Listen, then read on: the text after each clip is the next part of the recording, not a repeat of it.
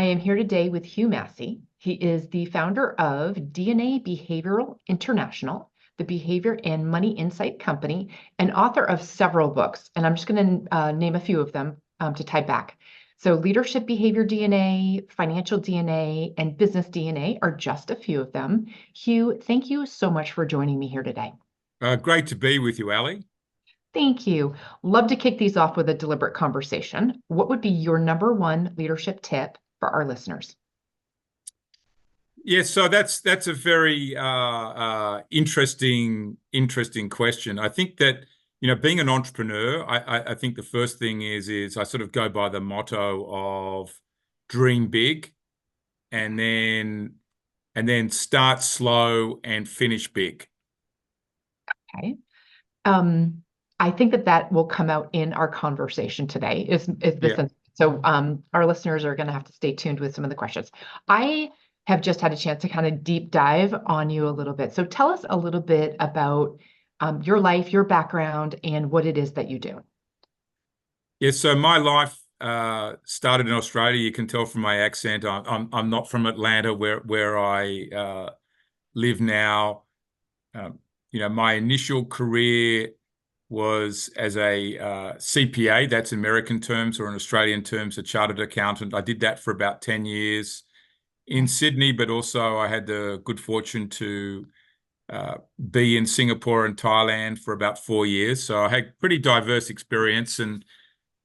But when I decided that I was a caged up tiger working in a large accountancy firm, I left and set up a wealth management business in Sydney. And a few years into that, I started to have a lot of aha moments about, myself, what I was doing, what was important, my passions, my purpose. And that's really what got me on the human behavior track. And it really came down to wanting to help people all over the world become financially self-empowered. Mhm. And, Um, and that brought me to America. So okay. Well, welcome to America. The podcast title we're giving this is Entrepreneurial Quantum Leaps. And I just like, you couldn't give me enough information on that. So let's dive deep into how do you get quantum leaps in entrepreneurship? I think the first thing is, it comes probably back to, Ali, what I said at the start in having the big dream. I think you've got to have that and hang on to it. And when one reflects, and I reflect on my life, and I think that's what actually made me make a big quantum leap in terms of going from the wealth management space to human behavior and moving countries from Sydney to America. There's probably no bigger quantum leap. But I had early boyhood dreams of having a global business. And when my idea about human behavior came up, I thought, yeah, this is what my dreams were telling me, and that I needed to run with it. But in between that, I also, because I had clarity about what it was interesting that the right people showed up on my pathway to help me on the journey. These things don't just happen. And I had a chance meeting with an industrial psychologist in Australia. She taught me the core principles of human behavior, and then she directed me to people in Atlanta that who showed me how to validate my theories about behavior that I've then applied to financial behavior and built a whole business out of. And so I think that if you've got the dream, you're prepared to run with it, to stay open, curious, be open to all possibilities, then things can happen. It's hard to you cannot explain why someone would go from being a very successful CPA to now someone who's built a global business in human behavior, particularly in the financial behavior space. It's fairly unusual, but that is a quantum leap. But there's a lot of steps in between. But hopefully I've provided some of the fundamentals of having a dream, clarity of purpose. I think you don't meet the right people in life unless you have clarity of purpose first.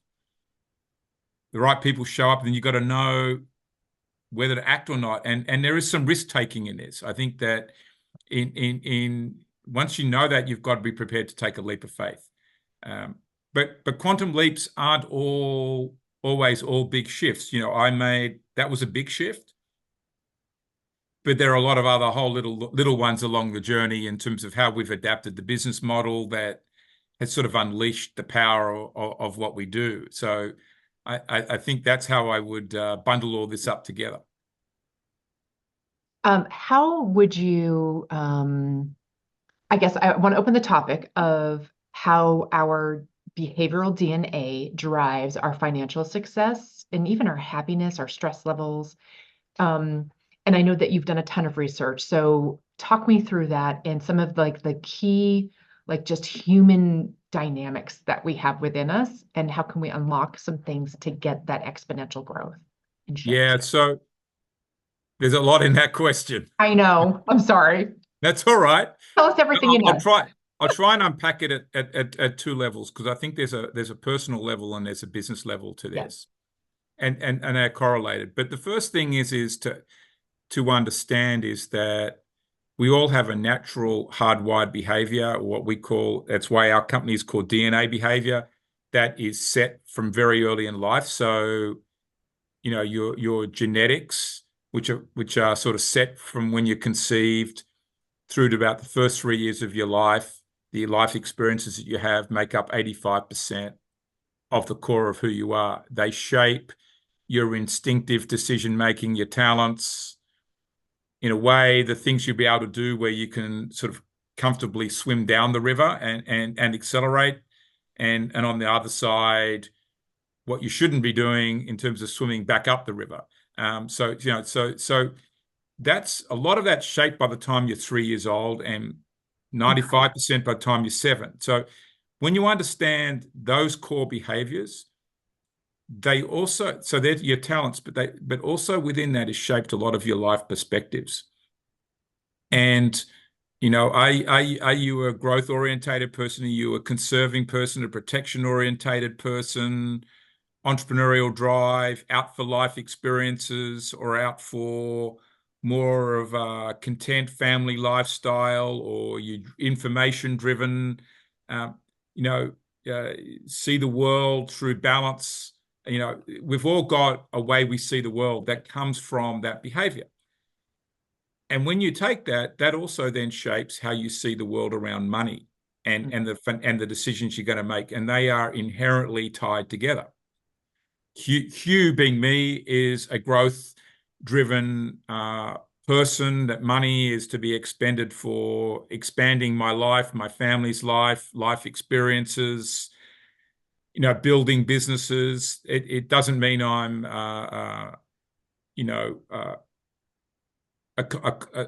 necessarily a high spender. There's some fiscal restraint in it.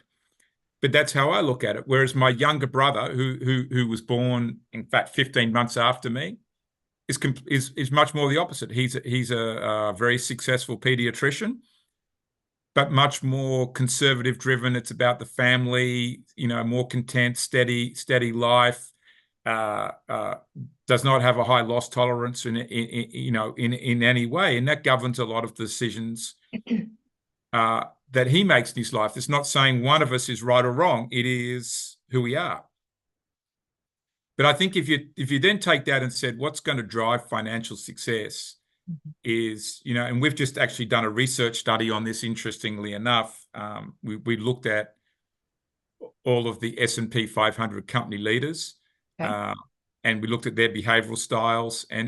But there's three things that come out if you're going to create more financial success in a company, but they're somewhat related personally too. So one is, have you got a financial goal drive? So how goal driven are you? That's the most dominant one. Secondly, your ability to innovate and Okay. take risks on innovation. And the third is fiscal control. Have you got enough ability to use financial resources wisely? And correlated to that is what we would call a financial prudence. Are you able to make calculated decisions? Even you taking the quantum leaps that I did were calculated decisions. At the end of the day, were not irrational decisions.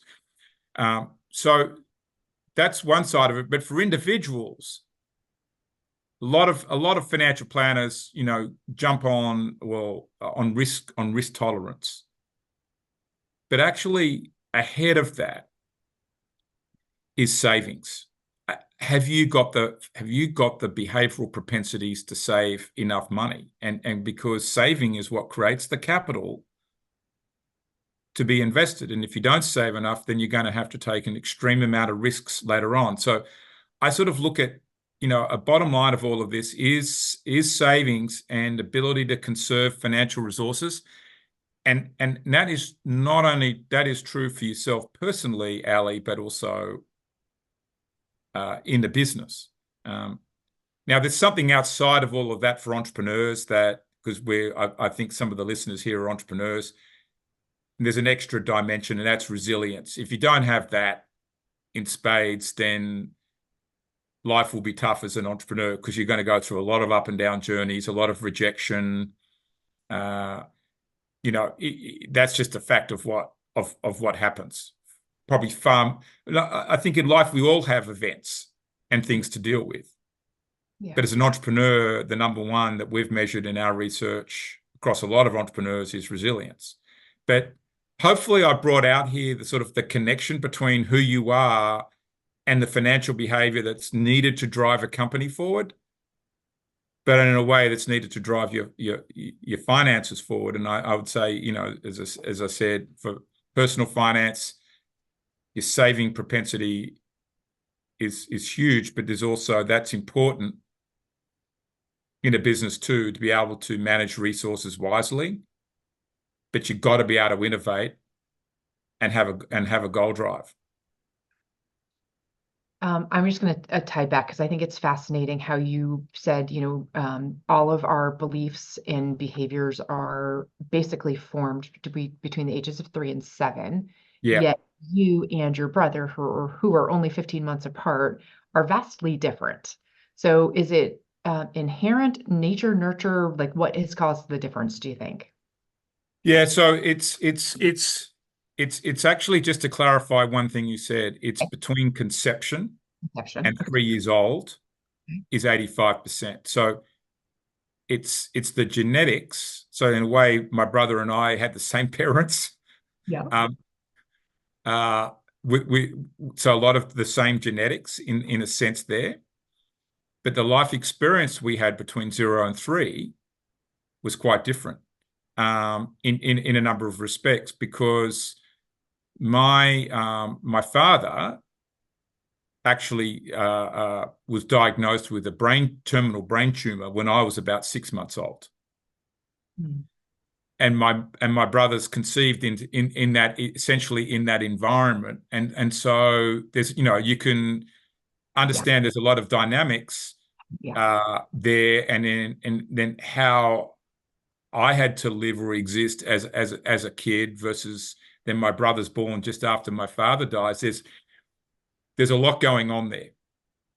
But if you said the 0 to 3 is a lot of that is there's the nature in terms of, if you want to say the genetics, but then there's a nurtured environment there that's very hardwired into you by the time you're 3. And that's why we call it DNA behavior, because it's not just your DNA as such, it's the behavior or the life experiences up to that time.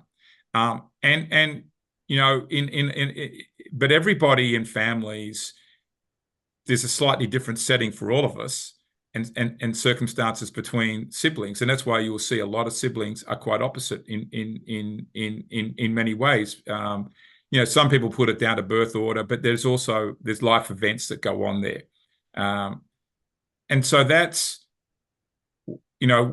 important in the sense that I would say that because of the environment we were brought up in or born into, my brother might have been more heavily nurtured, and therefore he's more the relational person. But I wouldn't say I was uncared for, but it was my mother's attention particularly, and my father's essentially non-existent, is in a different place. And that leads to certain things. But, I always talk to people about this as well, boys without fathers is a big passion for me these days. that, you got to don't be the victim, be the victor. That we're handed a set of, that's the deck of cards we were dealt with. Go and make the most of it. You can't change the circumstances. But if that helps understand it, I think though that when people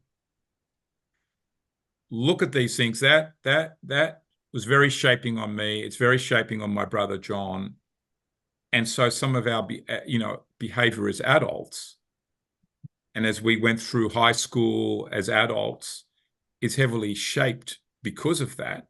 Yeah. But that's not just true for me and my brother John. We see this in all families. It's a matter of how much do you want to understand it to know where this is being driven from. What would you say is one of your key factors of your success? Yeah, I think that, if you said in terms of my natural behaviors, is definitely I've got a pioneering streak there, and so I'm a trailblazer, wanting to create a new pathway forward, but do it so that not just for money, but more for that there is impact in the world, and to leave a legacy with that, and to, in a way, maybe change the culture of how business is done. And helping people. So there's a purpose there, helping people become self-empowered. So staying very true to my purpose. I'm capable of taking risks and living with the consequences of that, and knowing when I'm going to completely fall off the ledge, or where, yeah, okay, I might have a bit of a stumble, but I can pick myself up. I think that's sort of the balance in decision making that's important. I think the other thing that I've probably been pretty good at in my career is, while I am inherently an impatient person, that's what I'd be behaviorally told I am. I've learned that patience is a virtue in a lot of ways, and so therefore, to wait my turn with opportunities, I intuitively know that a situation might play itself out a certain way, but to be patient with it, and not just to jump the gun and make, intuitive decisions that are really just that are emotional rather than real. And intuition is important, but you want to make sure you're doing that with a good reality check of facts, I think. Yeah, So that's how I would package it up. I appreciate all of kind of the facets of that you just shared. So those would be your success factors. Just as far as general, humans, what are some of the key factors that just hold people back in business and in life? I think that I've always said, Ali, it's a good question. I always said that confidence is the number one performance driver, and that, if you don't believe in yourself and have the confidence in your ability to perform or to do something, then you're not going to succeed. And I think that a lot of people tell themselves that they can't do something, and create create the false belief or the monkey talk in their head around that stops them moving forward. And I would say that it took me a long time to really build my confidence. That was not, if you said I didn't have the easiest start, in one respect, not the easiest start in life, but for the reasons we talked about before. But now, yeah, there's plenty of confidence because I know my talents, and I'm able to leverage those, and I trust in the fact that brings, the desired success. But I do think confidence is the big thing, and you've got to be able to believe in yourself, or have a place to believe in yourself. Is there a particular book? I didn't list all of them, but is there a particular book where you talk about how to build confidence, where confidence comes from, what are the behaviors behind confidence? I haven't I haven't totally put that in a book yet. I think the books that I have written haven't got into that place for varying reasons because they're quite behavioral driven. But I do a lot of work around about the power of identity and understanding your own identity. And I think that's the key. That's one of the other key things we probably hadn't touched on here is that when you really know your identity and you're comfortable with that, then there'll be no limit of confidence that's going to come in behind that. So I have done a lot of podcasts like we're doing now, with people around their identity, and I think that's the big unleasher of performance, and that when you really know your identity and your place in the world, how you want to be held accountable, how you want to be remembered, how you're going to make decisions, then a lot comes from that. Are you okay if we shift to talking Yeah, about financial behavior? So yeah. how does a leader's financial behavior impact the organization that it leads?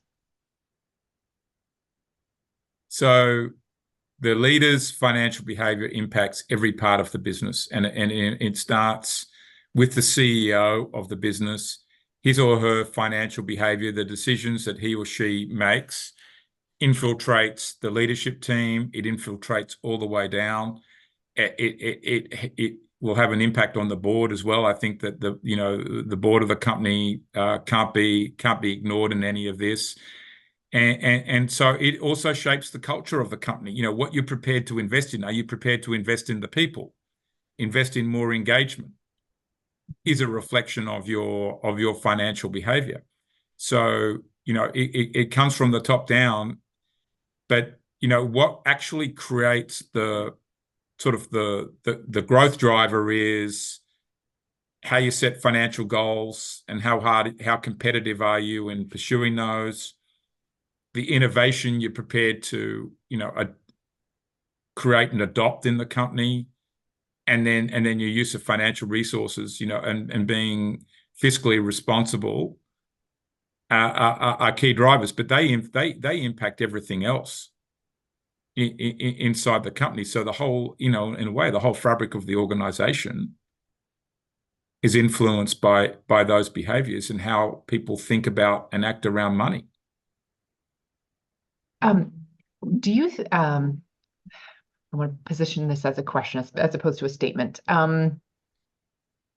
When you have a team that is made up of people who obviously come with their own financial limitations, and maybe the leader is someone who has all of the attributes that you've just spoke about, and they recognize in others that they have kind of a scarcity mindset, what suggestions would you have? So it's people like maybe a contractor company who's doing a bid and the salesperson feels like that's too much money to ask for, even though the buyer may be perfectly prepared to pay for that. Pay for it. Yeah. Yeah, so that's well, certainly the salesperson is going to need some kind of coaching. I would, in that kind of situation, and but I think it comes back to for that salesperson to really be looking at what's the underlying value of what's being sold, and maybe reframing what the whole sale actually is, to ask for a different amount of money, and to be shown a pathway to see the value of the solution completely different. And I think that's where the innovative mindset perhaps needs to come into play, because I think that two people can look at they will look at the same thing differently. Yeah. And then how does it get reframed? And it would be up to the CEO in that case to learn how to reframe the value for the salesperson, so that the right price is us, because at the end of the day, the CEO is responsible for the solution that gets sold, and well, not in, and a lot of the and for ultimately for the products. Now, it could be that somebody in the team has got to reframe it for a narrow-minded CEO as well, and reframe value. But I think it's taking a step back and looking at, methodically, probably looking at all the constructs and thinking about value differently. Is the value just the inputs of what you're going to sell plus a margin, or is the value going to be looked at in terms of the ROI to a particular client and its impact on their business? And so there's many forces at work with that, but it does come back to confidence. The salesperson at the end of the day has got to be prepared to have the confidence to ask for the money, but in a way they might need to be shown the pathway to what is value. Thank you for that. In your story about creating a quantum leap, moving from Australia to Atlanta and having that be kind of a catalyst for it, I resonate with that. I also had a massive move from New Hampshire to Idaho, and it was a quantum leap in everything in my life as well. What other quantum leaps should people consider doing if they feel like they desire a quantum leap? I don't think you have to necessarily leave everywhere, your country or where you live, but we both have a similar story in that sense. So what other types of quantum leaps can people have? Yeah, so I think that the quantum leaps can happen. I think where you're going is they might be smaller quantum leaps, but they have, Ali, a bigger impact. One could be just switching careers, doing a sidestep in career. One could be, inside a company, removing particular activities out of the equation just to focus on one. In our business last year, we looked at the concept of 10x is better than 2x in terms of growth. We could keep focusing on improving incrementally the things we were doing and over time get 2x growth. Is that what you want? And we all looked around at each other in the leadership team and said, no, we want 10x. Yeah. And so we were prepared to strip out certain things out of the business and reframe some of the sales and value creation that we would do, and it's liberated us good a lot. And so that then just comes down to some change language in the website, a change mindset about what we're selling and who to. Yeah. And that was a very freeing experience, and I think that leads to maybe more than 10x changes, if that's a sort of a concrete example of doing it. But it could be just removing one product from the product mix, for example, or adding one piece of technology or deducting something can get you that result. But you do need to sort of look at, I think, some of these things very functionally as to what piece is being taken out, that you don't blow up the whole thing either. It'd take away a stool that holds it all up. Sure. Be like a stool for sure. Awesome. Thank you for giving us a few more ways to look at quantum leaps. Hugh, what would be if someone was going to go buy one of your books today, which one would you suggest first? I think to get a sort of the holistic picture of what we do, and particularly from a leadership perspective, I would get the leadership behavior DNA book as a starting point. I think if you're a leader or an entrepreneur, it's going to give you some pretty good thinking about in a way your identity is in there, how you build the team, how you should be leading. So that's the one I would get. If you're a financial planner and you're looking to guide your clients on sort of a more life-centered journey, then get the Financial DNA book. Okay. Awesome. Hugh, thank you so much for your time today. It has been a pleasure speaking with you. Thank you, Ali. It's been great.